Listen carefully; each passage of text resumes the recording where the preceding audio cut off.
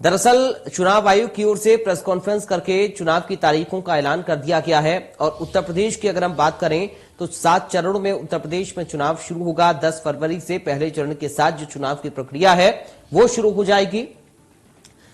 403 विधानसभा की सीटें हैं उत्तर प्रदेश में और इन सीटों के लिए 7 चरण में चुनाव संपन्न होंगे। उत्तराखंड की 70 विधानसभा सीटों के लिए 14 फरवरी को एक ही चरण में वोटिंग समाप्त हो जाएगी और 10 फरवरी को दोनों ही राज्यों के नतीजे आ जाएंगे और 10 फरवरी को ही पांचों राज्यों के नतीजे आएंगे जिन पांचों राज्यों में चुनाव होना है, यूपी, उत्तराखंड, पंजाब, मणिपुर और गोवा।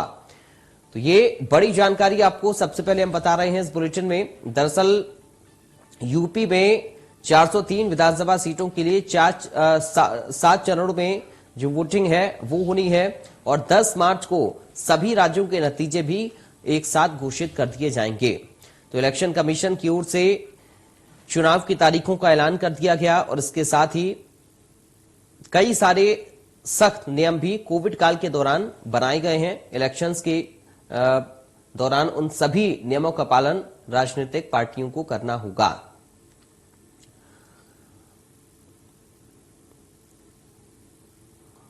तो चुनाव आयोग ने प्रेस कॉन्फ्रेंस करते हुए चुनावी बिगुल बजा दिया है और तारीखों का ऐलान हो चुका है। संवाददाता रजनीश पांडे हमारे साथ लाइव जुड़ गए हैं इस खबर पर अधिक बातचीत और जानकारी के साथ। रजनीश, बिगुल बज गया है चुनाव का, कई सारे नियम भी कोविड काल के चलते बनाए गए हैं इलेक्शन के लिए।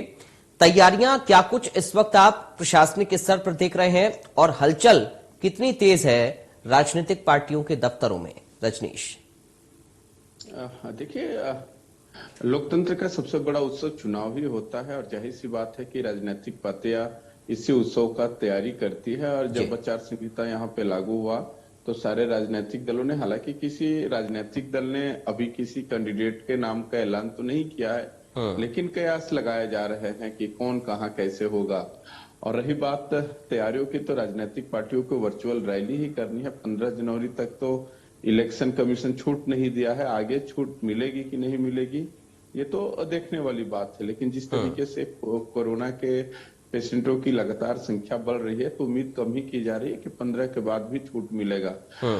दूसरी चीज है कि इस बार जो कोविड पेशेंट होंगे या 80 साल से वृद्ध वोटर होंगे या दिव्यांग रहेंगे, उनको बैलेट पेपर से मतदान करने की छूट रहेगी।